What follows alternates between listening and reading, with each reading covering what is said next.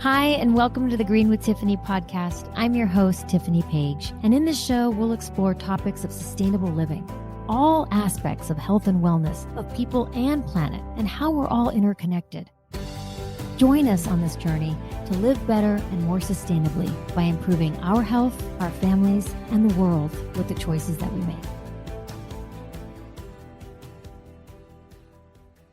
Welcome to Green with Tiffany and the Choose to Care podcast. I'm your host, Tiffany Page, and I have a great guest today. Her name is April Boerger, or you might know her as April Dew because she has the dewiest skin, and that happens to be her real maiden name, actually. But April Boerger, she's a licensed skincare consultant and a seasoned professional in the medical field. She has over 2 decades of experience in dermatology sales, working for market leaders like Galderma, which, if you don't know, is many things that they do, but one of them is fillers, some of the fillers you might know of out there. And she's dedicated to democratizing access to effective skincare solutions. And so believing that great skin is a fundamental aspect of a person's sense of self. Don't I know it? That's for sure. I know growing up, I didn't always have the greatest skin. So she's committed to breaking down barriers and providing clarity in an often overwhelming process. And that is so true. There's just so much out there and so much information. So she focuses on results and clean, effective formulations. So April's goal is to make great skin accessible to everyone, regardless of income or background. So please welcome April Boerger. Hi, April. Well, thank you. That was a fun introduction. Yeah, so happy to have you here. So I just wanted to give a little background here because I met April at an event, and I have gone to event. I mean, if anyone knows me, I go to events all the time, always at the next event. And COVID hit, and of course, I didn't go to any events. So kind of slow in getting back into events. And I think I was also doing a little bit of grieving over my little puppy that passed. And so here I'm at this event. I'm by myself. I was supposed to be with a girlfriend who couldn't make it last minute. And there I was. And there was April. And she, said, "Hey, are you with someone? Come on over, sit next to me." And it was so kind and such a great, offering that anyway, we ended up hitting it off. And so I thank you for that. And it ended up making the event so much more pleasurable to have somebody, to talk to about it. And anyway, so I appreciate that. So thank you for that. And what I noticed the most about April, besides her kindness, was her skin. I mean, you have the glowiest, dewiest, beautiful skin. And Thank you. You're welcome. And I know skin, I notice skin. I mean, you can notice beautiful makeup for sure. I notice that as well on people. But I'll tell you what always stands out the most is beautiful skin. It really does. I notice when I see people's skin, I'm always like, wow, you've got great skin. I mean, I always go up and talk to them and tell them they have great skin. It's the most noticeable to me, when you have that beautiful, dewy, glowing skin. A skin that glows from within is just, to me, so noticeable, and everyone wants to duplicate that. So we ended up getting to talking, and of course, what do you know? April's into skincare. So there you go. So I was like, well, we need to talk about this. So I'm so happy you're here to talk about it. Thank you. So happy to be here. So tell me a little bit about, you were in the medical sales area, and then you kind of moved over into this other area of, being the front facing of the Dew effect. So how did that happen? Yeah. I mean, I think at some point we all have our subconscious guide leading us in ways that sometimes it's not really top of mind. But looking back, I can say that my inner compass, my inner child, secretly wanted to solve my own problems. And that really led me as the beacon of kind of to dermatology. So initially I couldn't really identify with the beauty queens of the world and makeup. And I just felt like if you were really into that, it was because of, vanity and just kind of the wrong reasons. And I felt, growing up, I was more of an athlete, more of an academic. And so I felt like I didn't really have a place. I didn't really have a place, but I also knew there was a disconnect of I want to look and feel my best, but I don't know how to get there without feeling like I'm, trying to be a beauty queen. Through working in women's health, medical sales, and then finally dermatology on the medical side, what I realized is caring about what you look like is really deeply tied to your self-worth. And it's not about wanting to, just be self-absorbed and vanity and obsessed with looks. And so growing up, I had my own kind of discoloration on my cheek, which isn't anything major looking back, but as a child, to you, it's like the end of the world. And through working at Galderma with acne, rosacea, psoriasis, the burden that people can feel when their skin is not clear is equal to that of a cancer patient. So talking about skin issues to me became way more than superficial. And I feel like deep down, if I really am honest with myself, looking back, what pushed me into dermatology is to find out, what are these secrets? What is really behind the curtain of how to have amazing skin? And almost like the Wizard of Oz, I expected to find these like magical secrets, and I was going to figure it out and really help myself. Now that I look back, at the time, I just felt like this was an interesting medical kind of science that I really wanted to learn about. But if I really am honest, I think I was expecting to find these deep secrets that everybody knew about and wasn't sharing. Oh, and still, there are probably some basics, but I'm happy you brought that up because it's so true about skincare and your self-worth. I was actually robbed at an ATM when I was like 18 years old, and I got hit in the face. Oh. And it actually set my eye back. Like, I don't know, like something cut my eye, and then it just changed my eye shape. Wow. And so I was so self-conscious between that and the skin.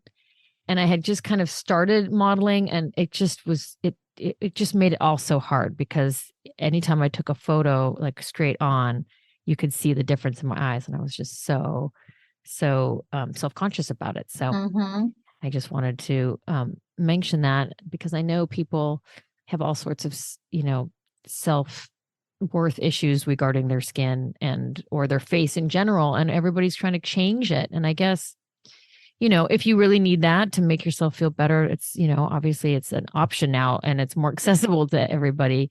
But I think, I don't know, I support anybody who wants to do something that makes themselves feel better. I just think that, I just ended up living with it, and it actually sort of morphed on its own kind of, I had gone to a doctor and they said, well, you can make the new eye look like the old eye, but you couldn't make your old eye look like your new eye. Was that it? And I was like, I don't want to do that. Forget it. We're just going to live with it. It looked like it worked out. Yeah, you look great. Hopefully you were young enough where your body could recover. Right. And that's what happened. Yeah. And that's, I think you bring up a really important point. I think that everybody feels really lonely in their journey. Like, I had discoloration on my cheek as a child, and I still have it. I can cover it with makeup. And basically it's just part of my skin doesn't receive blood to that area evenly. So it can look blotchy with some redness and some white. And although that's not as traumatic potentially as some of these other issues where you have, birthmarks, etc., the amount of decisions that it guided in my life is shocking. It guided whether I wanted to go to school for college in a cold climate or a warm climate, because when I was in colder temperatures, I felt like that part of my skin stood out more. And that's all I could think about. And it really made me have empathy for people that have more severe conditions with their skin that they can't hide or they can't fix. And I think that no matter who you are, we all have things that we're insecure about. And my goal with the Do Effect company is to just help people who maybe aren't as savvy in skin or makeup find ways that they can feel better about themselves right now, today. If you have dark circles that you're just genetically predisposed with and you're devastated by them, let's figure out some makeup techniques that'll make you feel better today, right? You don't have to be a beauty queen. You don't have to be self-absorbed or vain. Feeling good about your appearance and your body is essential to self-worth. Everybody's at a different place in their journey.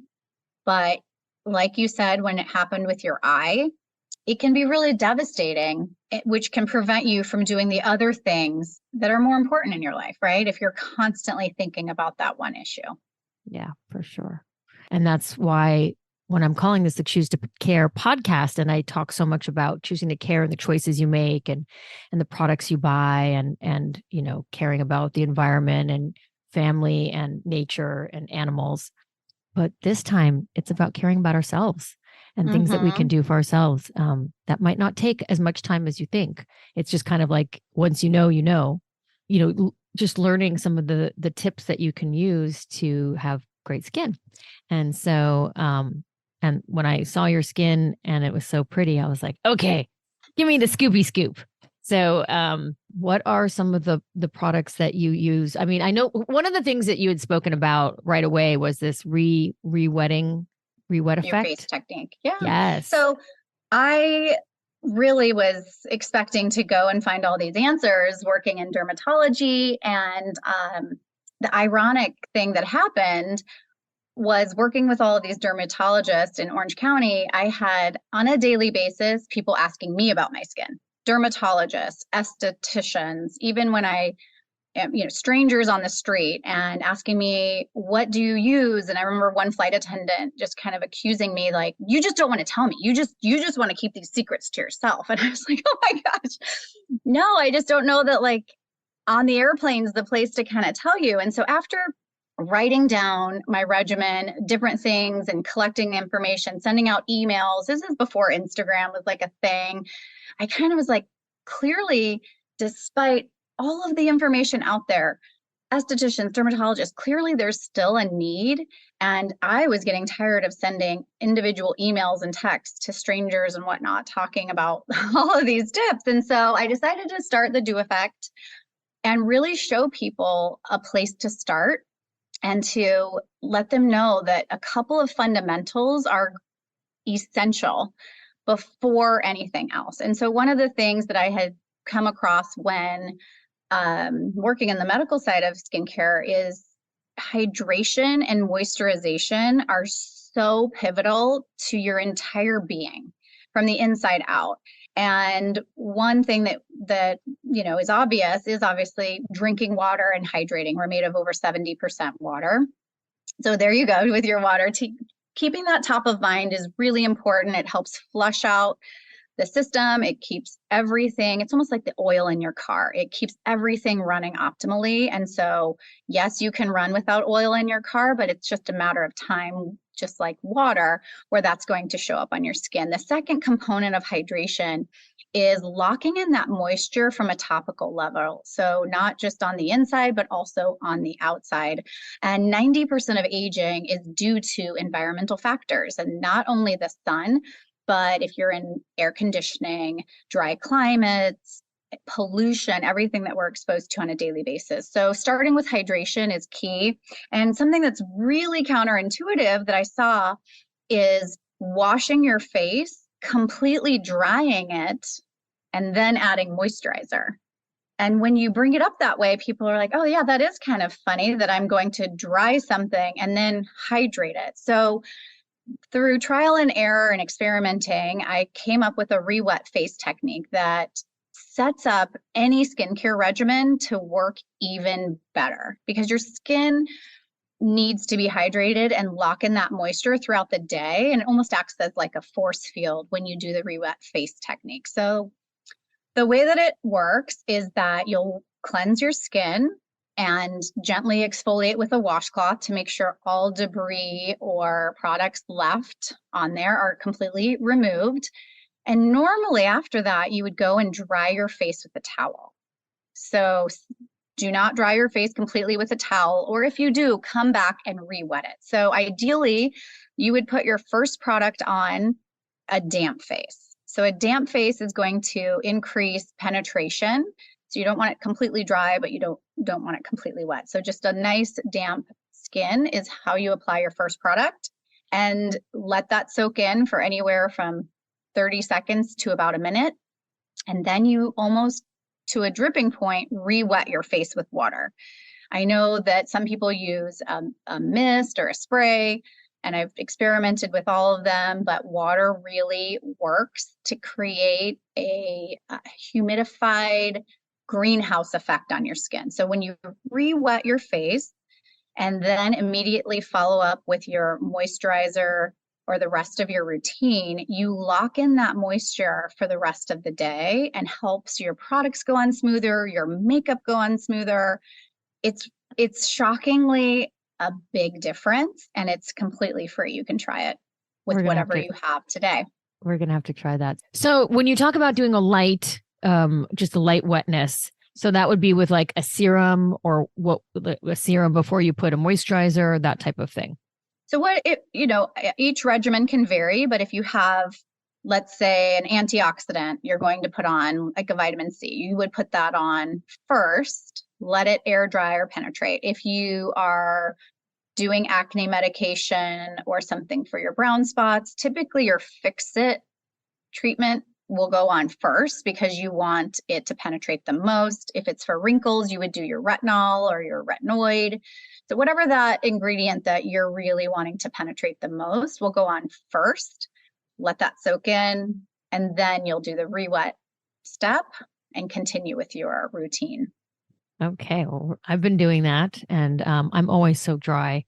My skin needs so much hydration. In fact, I went for my first facial in 3 years, 3 years because of COVID. And I went and I saw my lady, Marianne, so excited to see her.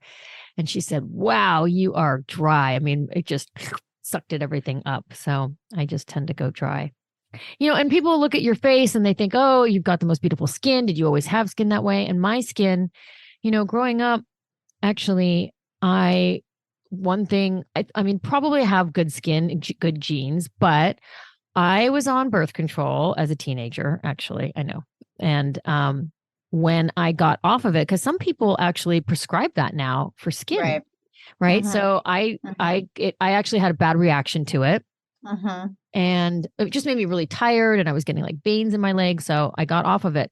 But I think not knowing, when you have changes, like now all of a sudden I didn't have great skin, and I would get those big undergrounders that come in, cystic. And then and they go down, and then they'd leave a mark, and I would kind of do all these like touch ups with concealer, and it was horrible. I just always felt so bad, and then I also had learned to attribute it a little bit to the makeup I was using, which I didn't know at the time. For me, it was a MAC Studio Fix. And although it glided on wonderfully, it clogged my pores. And Studio Fix, there was a reason for it. It was for photography. Right. It had certain things in it to help with light, reflection, and all. And so I had not great skin. And I ended up going to see a lady. And, this is before like all the stuff that we have out there now. This was a while ago. And I found this lady that had a banner sign on the street at the building that she worked out of, and it said something like, acne skin, question mark or something. So I called and I went in, and she would do these peels, these like goat acid peel, and she would prick each one, and I would look not great for, a few days.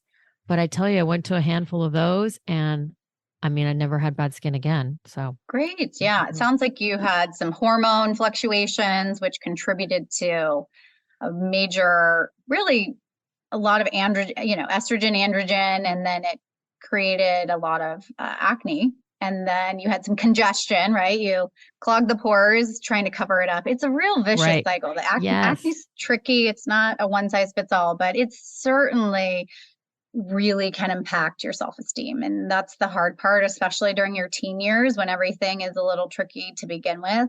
Not having clear skin can leave scars emotionally, but also physically. Yeah. And of course it does start from the inside, right? What you put in is going to show on your face. So if you have a really poor diet, that will show. I was just listening to someone last night, and at an event I was at, and she said, there's no such thing as junk food. There's junk, and then there's food. So if you're just eating food that's not really food, your body will show that too. And I think that can be, there's different layers, right, of good, better, best. And unfortunately, I do see a lot of people who are overwhelmed by eating healthy and just say, or taking care of their skin. I just give up. You know what?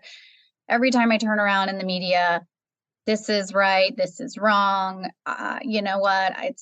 I can't do it. So they're overwhelmed, but I think you can make it very simple. And the cool thing is consistency what trumps all. Consistency trumps everything. So instead of doing some really drastic, intense cleanse and I'm never going to eat junk food again, I'm going to cleanse for the next week or whatever, I think you just come back to the fundamentals and set your body up to function optimally like it's supposed to. And we are made to get rid of toxins. We are made to self cleanse our own body. And the problem that we run into is when we don't set our body up to properly be able to do that.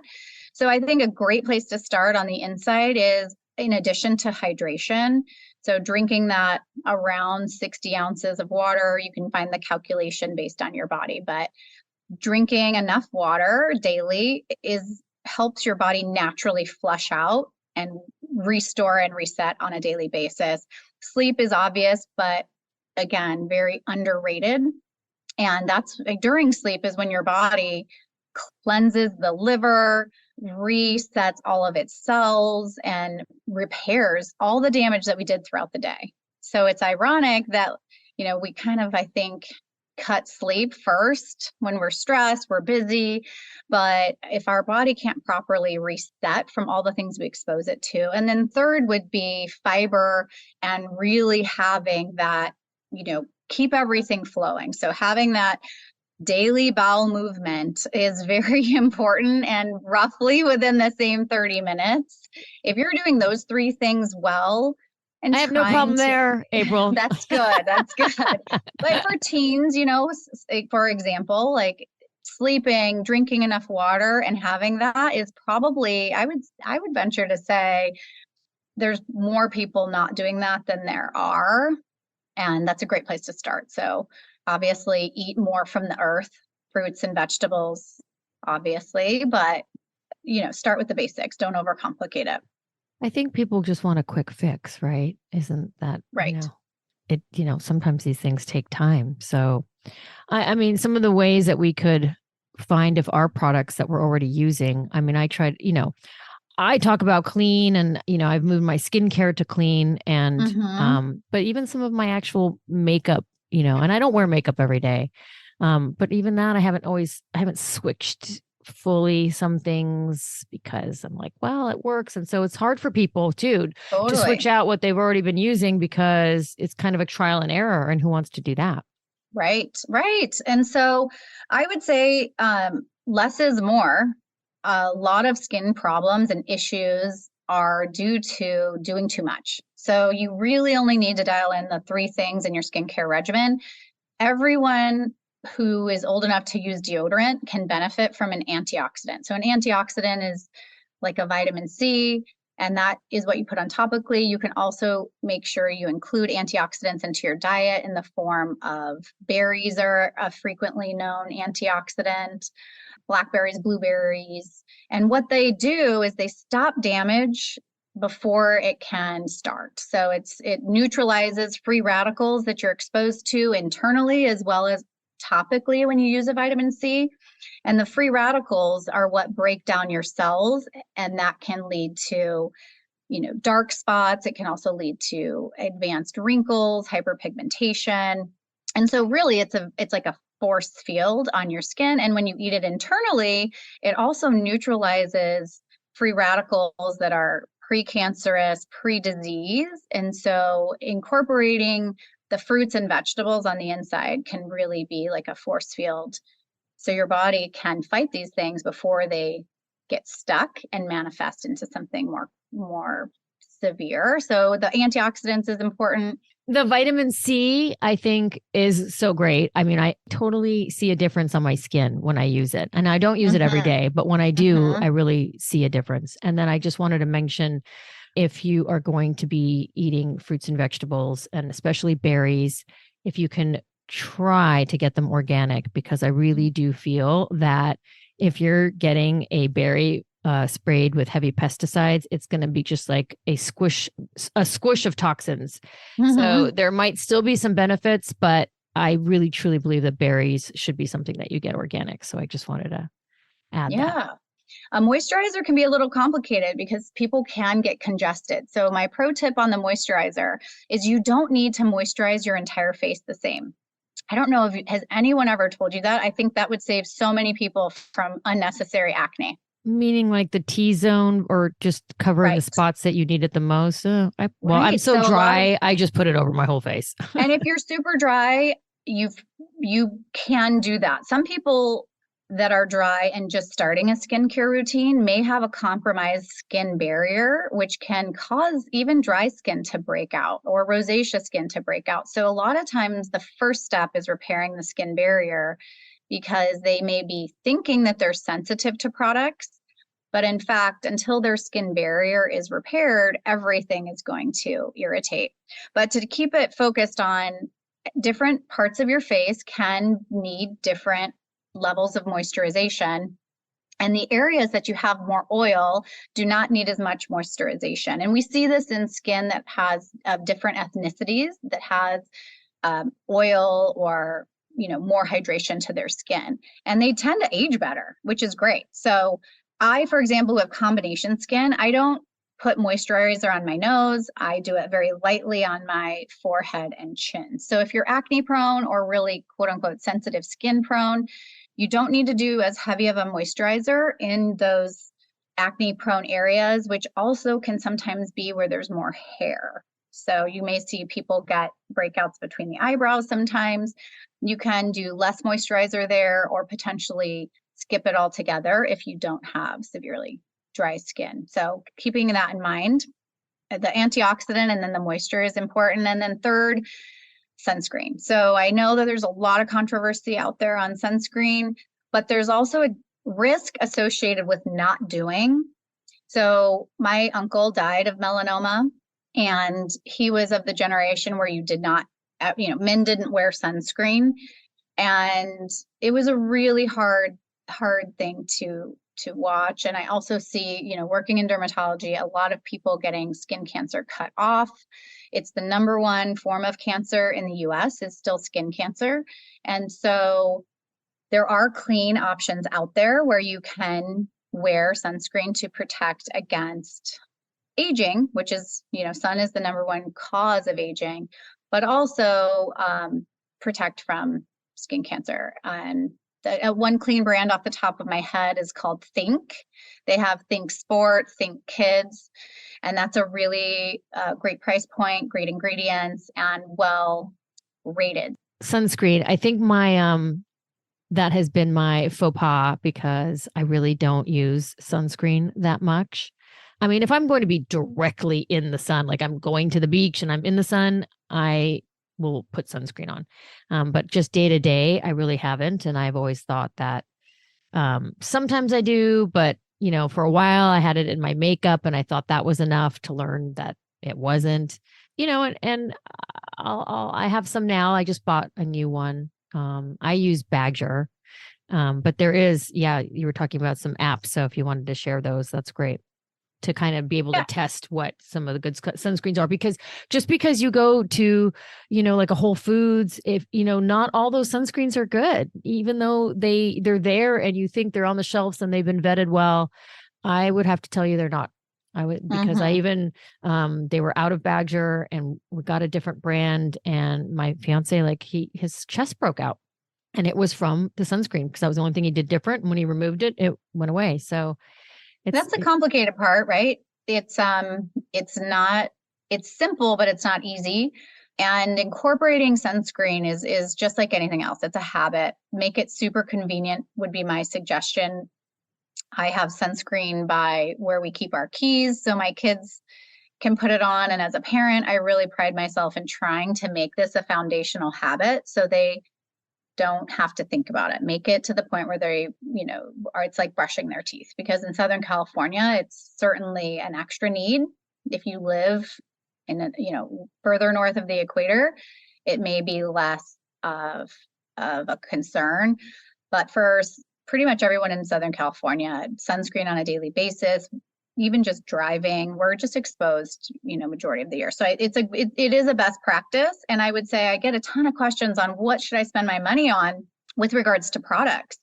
And because 90% of aging and premature aging and wrinkles is due to the environment, which is, like I said, pollution, weather, everything that we're exposed to, and the sun, 90%.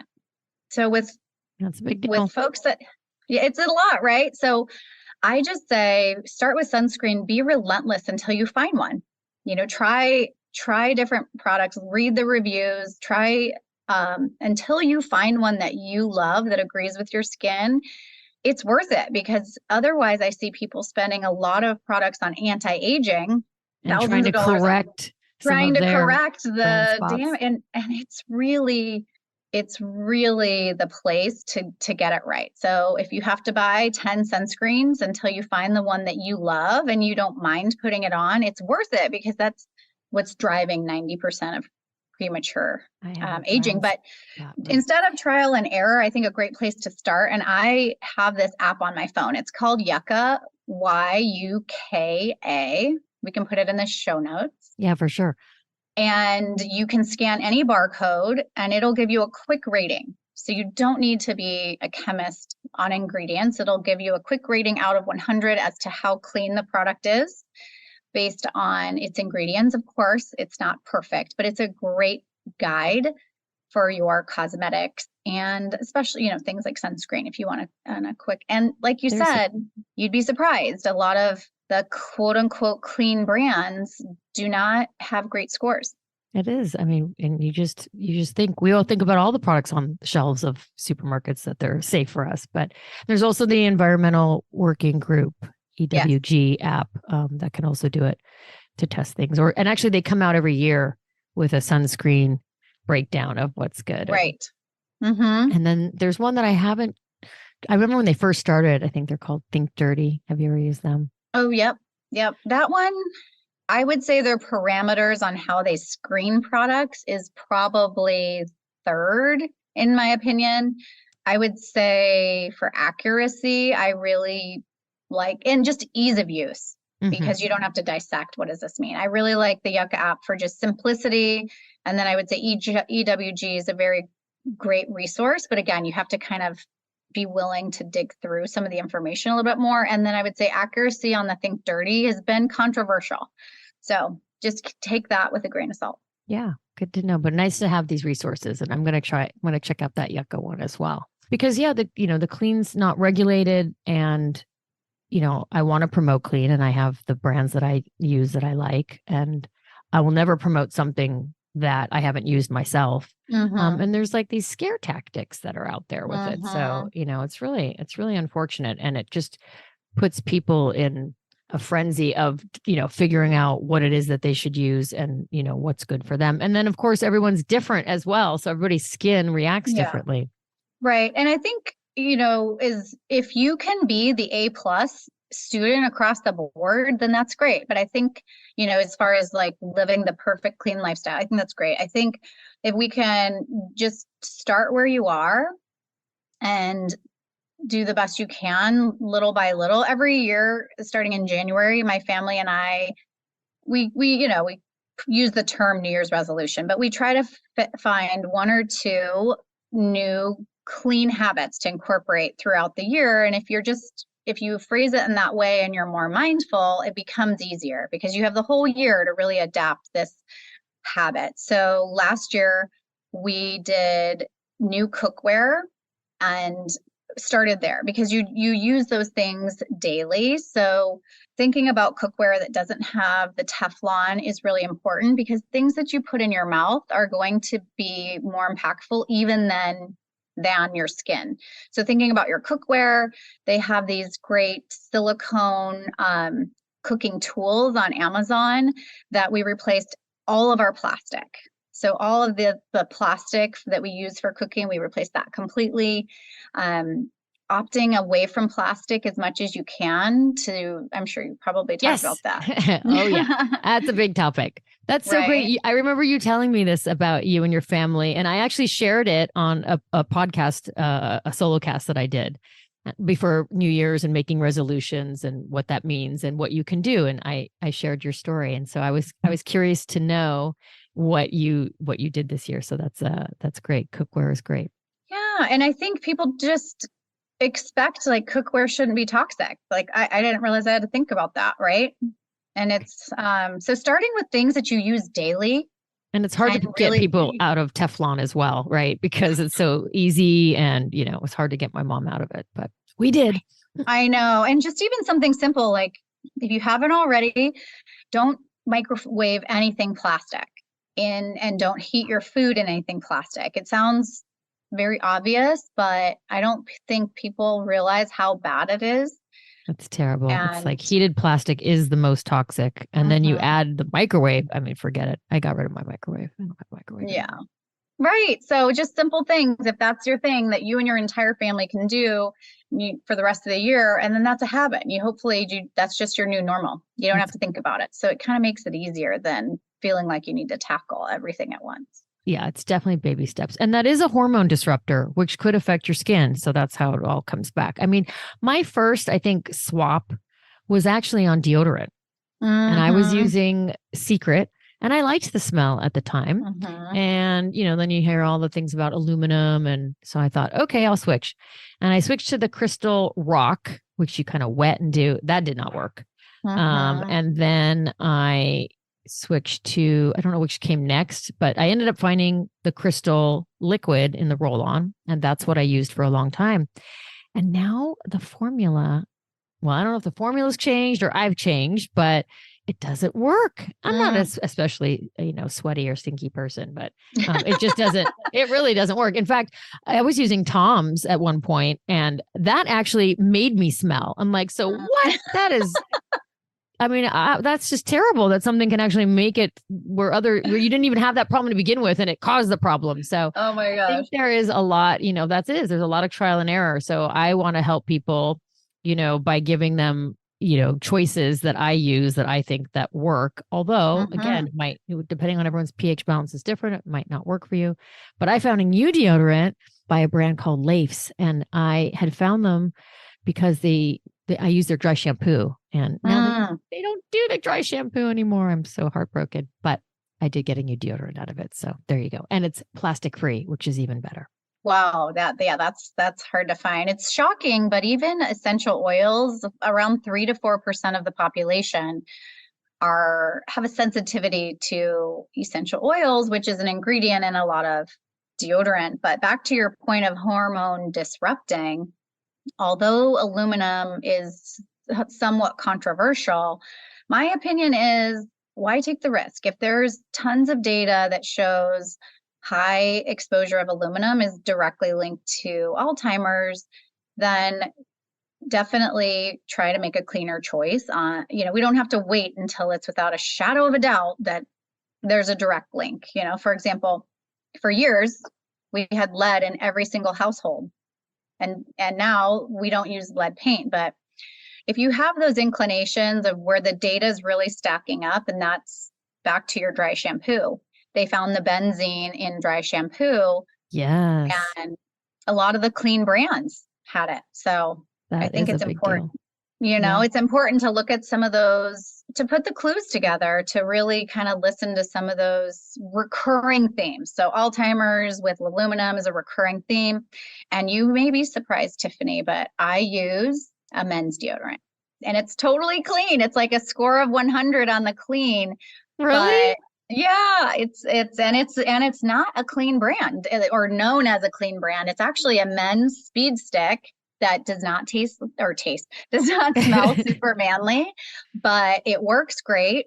And it's ironic that a lot of the men's brands of deodorant are actually cleaner than women's. That is so odd. And it's so interesting you say that because Joe uses speed stick and I've tried some other things. He uses what he uses, but I go to a kinesiologist and I have all the products that we use on a regular basis tested. That's why I test the sunscreen. I'll test my skincare. And I tested his deodorant for him and it didn't test bad. So I was like, all right, you can keep it. So there you go. I guess you never know. Yeah. Were you telling me did he use Old Spice or Speed Stick? No, Speed Stick. Yeah, not Old Spice. I didn't know Old Spice was still around. That's so funny. I know. Well, they actually have a clean version of their deodorant. So yeah. Amazing. Well, and so for people who don't know what kinesiology is, it's muscle testing. You can do it yourself, although I never trust myself. I mean, you could hold your product like up to your heart and you could ask if it's good for you and you choose which way to your body might move. If it's good, if it's yes, it could be forward. If it's bad, it could be back. But I never really, I don't know. I never really feel it myself. So I go to somebody who does other body work and other modalities, but something that he does is muscle testing with products. And so I always get a clean, yes or no. And that was actually something that came up because there was a brand that I bought that was a sunscreen. I think it was like a facial moisturizer sunscreen. And I had him test it and it tested not bad, like really bad for me. That's when I was sort of taken aback when I realized that not everything out there that's in the clean beauty world is just, blindly, yes, it's good for you. I'm going to use that instead. Or it says natural, or it says clean, or, organic, or whatever it is. It doesn't mean that it's okay. So unfortunately, there is a little bit of trial and error. And I know not everyone's going to a kinesiologist to test their products for themselves, but there are times that you'll know yourself, you might even have a reaction to it or something. So Right. just something to be aware of, I think. Going back to your hormone disruptors, the one thing that is, I think, not spoken about enough is fragrance. So really looking at any synthetic fragrance can be a huge driver behind hormone disruption. And we're up to, for women, 1 out of 5 women will have fertility issues. And so when we're talking about our teens and really setting them, our youth and setting them up with good habits, I will say as a mother who has a 12-year-old, all things smelly at that age are the thing. Bath and Body Works. And if you can have a small candle make your entire home smell fragrant, that's a little bit of a red flag. For sure. And if they're lotions, and it's hard because they do smell good and smelling good can make you feel good. But I think that's a great place to start, is just more of the naturally derived fragrances of coconut, lavender, that type of thing. Candles, unfortunately, with the synthetic fragrance, a great swap would be to use more of the diffusers instead of burning a candle. And those are huge hormone disruptors. Yeah, I don't think we think about that. And I know, especially like you're saying with kids, my friend's daughter, she loves lip balm.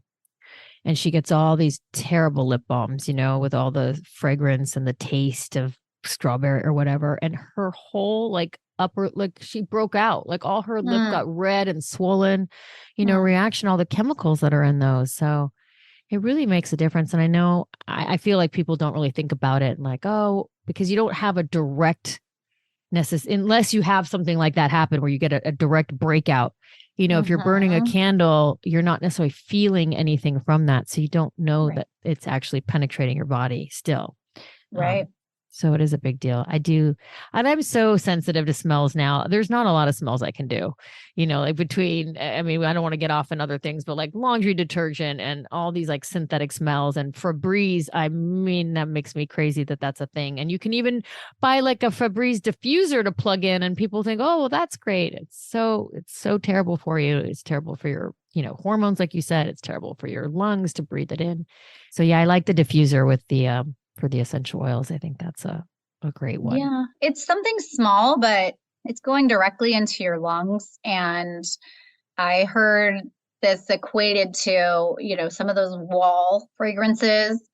It was equated to, it's so potent in a negative way for your lungs that it's almost worse than smoking. Wow. And so I think there's, the takeaway is just control the controllables, make swaps where you can. If you're listening to this podcast, give yourself a gold star. You're already in pursuit of knowledge and best practices and tips. And that's, it's a really great way to just, know better and do better.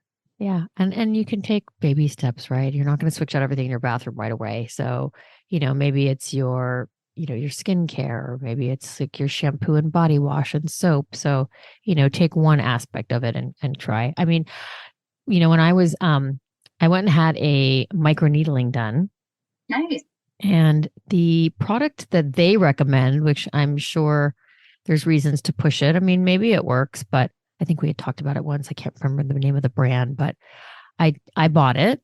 I took it to my kinesiologist before I opened it or used it. And he said, nope, no bueno, not good. So I took it back and I used my skincare that I use, which is a serum and a moisturizer. And then there's a night cream. And I tell you, they were so surprised at how much, the needling had healed like right away. And so I sent them the information, and you'd think that with something like that they would maybe bring it into their salon, but it did not happen. So you just wonder how that works. On the positive side, though, microneedling, especially with PRP, which is platelet-rich plasma, where they use your own blood, your own growth factors to stimulate your body's elastin and collagen, is probably the most organic thing you could do. Exactly, right? So if you're thinking about it, if you're over 40, PRP with microneedling, or even just microneedling, is a great way to revitalize the skin and stimulate collagen elastin while your body's still producing it well. It'll still have an impact if you're more in your 60s, but the sooner you can do it, even as early as your 20s, after 25, I would say, into your 30s, up until probably about 50, I would say microneedling with PRP is one of the most naturally invigorating things you can do to rev up your body's own repair process. It's great. And I thought it was kind of funny at the time when I don't know when it first came out. I think maybe like Demi Moore was talking about it early on, and they called it the vampire facial, because it uses your blood. But like you said, I mean, it's not using a product. It's using your own product of your own blood. And so I think that could be pretty healing and powerful. So, and then I use my own skincare afterward for the healing that it creates. So anyway, I thought that was a pretty good option versus the skincare that they offered, which, all right, I won't throw any brands under the bus. I can't remember the name of them though.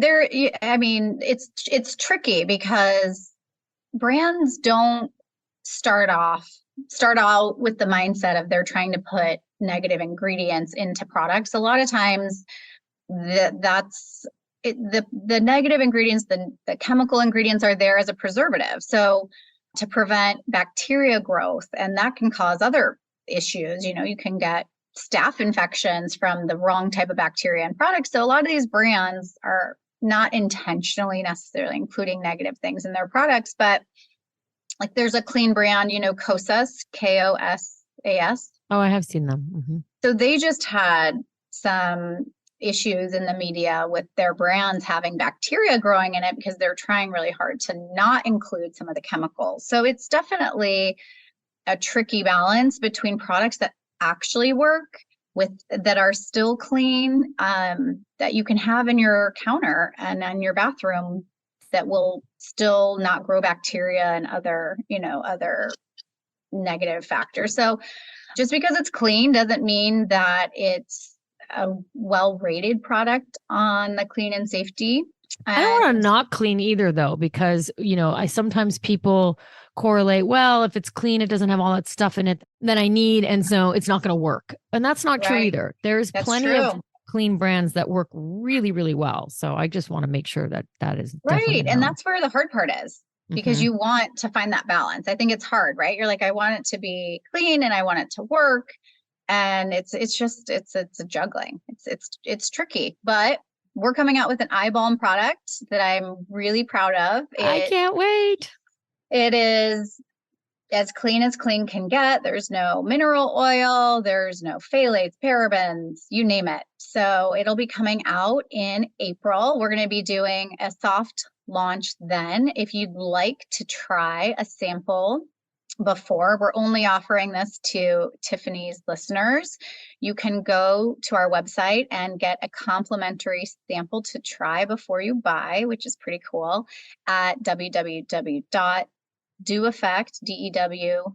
DEWEFFECT.com, doeffect.com, and add the sample to your cart and we'll ship that to you so you can try before you buy and let us know what you think. That is exciting. I need that in my life. I started using eye cream very early on, and I thought that was going to set me up for success. But now I think your eyes look great. It's working. Thank you. I feel like the eye wrinkles are a little vicious there. They're coming in hot. But well, your eyes do show signs of age sooner because the skin there is thinner. And then your eyes move in a lot of your, whether you're squinting, you're reading, there's sun, there's expression, smiling, frowning. So the eye area, in addition to the thin skin, gets moved a lot, which causes that earlier signs of wrinkling to be visible. But you and I were talking before the show about some of the products out there promising instant results that may do more harm than good. Oh my gosh. So at this event yesterday, they kind of bring you over. I sit down, they put this cream on me. So they put an eye cream or gel on me and, underneath and above, and they did one eye and then you look at it. And you kind of see a difference, but I've had this done before, and I do not like that little tightening, tingly thing that happens. And I don't know if anyone's seen that commercial that they have one where they do half the face and they show guys and girls and, they'll have bags under the eyes and they put this stimulating thing on and it looks great. First of all, it feels terrible and it's pulling your eye. I can't imagine that that's good for you. Anyway, I hated it. He goes, so do you want it? It looks great, right? I'm like, that'd be hard no. Thank you. Bye. Right. I mean, I think that's so important because in the US, we're all about instant gratification, but not at the sacrifice of doing more damage later. And that's almost feeling like you put duct tape under your eye and it may look a little tight and pulled for the moment, but good grief, it seems like you've got to be doing more harm. I would think. And then when it releases, what does that look like? So right. So it's products like that really urged me to work with a chemist to come up with a product that fits into your lifestyle wherever you are on the go. You can use it during the day, you can keep it in your purse or your briefcase, but it gives you instant results and it's also anti-aging at the same time. So it's a 2-in-1. And you really do see results within 10 minutes. And then the longer you use it, it helps repair the eye area and restore it so it can heal itself, which is pretty cool. Yes. Instant gratification. You got to love that. That doesn't always happen. I know. It's been a labor of love. So I can't wait for people to try it and see how they like it. Of course, it's not for everyone. I was really, really determined to make it very potent and effective. And when doing something that's not a one size fits all, it's not going to work for everybody. But I am proud to say that, like you said, it's clean ingredients and works like a charm. So you can have both. The best of both worlds. What made you do an eye cream first before something else? Honestly, I was flying transcontinental flights, and every single product that they have, even in the business class or first class, bags, tells you to wash your face first and then to apply the product. And there's no way I was going to wash my face in an airline bathroom. With that water, I mean, yeah. Is that water? I don't. They tell you not even to use it practically. Exactly. So I started making concoctions out of my purse of like, what do I have? I'm landing. I need to meet with customers. I look pickled. Heaven forbid you have a glass of wine and you really look pickled. And so I started to do research, and there really weren't hardly any products on the market that you could apply on top of makeup. And so I met with a chemist. I'm like, there's got to be something, and we couldn't find anything. And the products out there, like you said, there was some products and they were supposed to work immediately, but basically what I found is they just had menthol in them. So they made your eye feel really like tingling, but it didn't really do anything.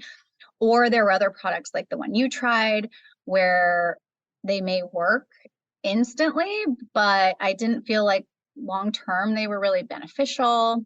And so with eyes, showing aging first, and now that I'm over 40, I really wanted something that's going to be anti-aging, but that fits into your lifestyle. And you can put it on top of makeup where you don't look creepy and wrinkly, and or you can use it as an eye cream. So super versatile and fits into your lifestyle. I mean, you're busy, you're traveling all the time, you're on the go.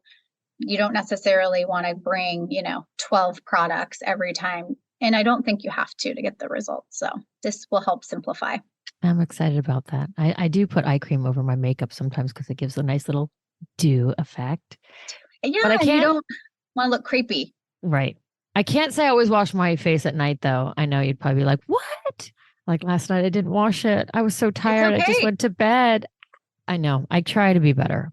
But here's the thing. That's exactly why I developed it, because you're human. So your eye area does not have pores. And therefore, worrying about, getting acne near your eye is not a concern for the majority of people. And that's exactly why I developed this eye cream that you can put it on those nights that you're not going to wash your face. You can still have the eye cream next to your bed so you can dab it on. And oh, don't tell me that, April. I can't make that a habit. No, I've got to wash my face. No, don't make it a habit. I'm just trying to meet people where they are, right? I appreciate that. If you can wash your face, you should. And that's the best practice. But if you're gonna not be able to do it once in a while, you can still have an option. Or maybe you're just traveling all day and on a transcontinental flight. Exactly. That works out well. I love it. So I thank you for sharing your information. And I think we'll do a little in the future, a little re-wet effect to show maybe the difference. Because I know that you've done it. You have it on your site, like one side versus the other. Mm-hmm. So we'll try and see. We'll both do it and see what that looks like. And thank you for sharing the eye balm, the eye cream with people. So I'll put that in the notes. And when is it actually due out? So we have samples coming in thanks to the global supply chain shortage. It's been a little bit delayed, but we should have samples coming in end of February, beginning of March, and then actual product purchase available end of April, beginning of May. Well, that's exciting. I'm so excited for you. So we're going to recap how April just recap some of those 3 tips to give people some of the easy to-dos for your skin. Do you want to just do a quick Yeah. So I think focus on what you do daily the most, right? And we talked about looking at what you put in your mouth. So just be mindful of great hydration, less plastic. And then when it comes to skincare holistically, start with moisturizing your skin on the outside as well as the inside.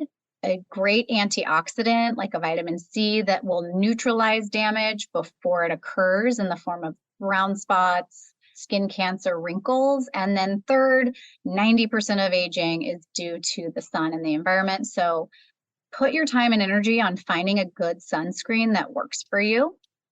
And if you start there, you're addressing 90% of the things that cause aging. So you're doing an awesome job. Well, thank you, April. I look forward to more from you. You can find April on Instagram, The Dew Effect, as well as her site is...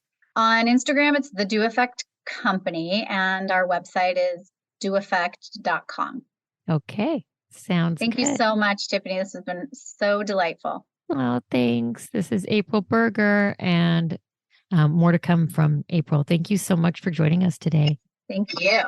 You can find me on Instagram with Green with Tiffany. And until next time, thanks for listening. Thank you so much for listening. I hope you enjoyed the show. Please rate, review, subscribe, and share on Apple Podcasts. It would mean the world to me. You can find me at greenwithtiffany.com and on Instagram.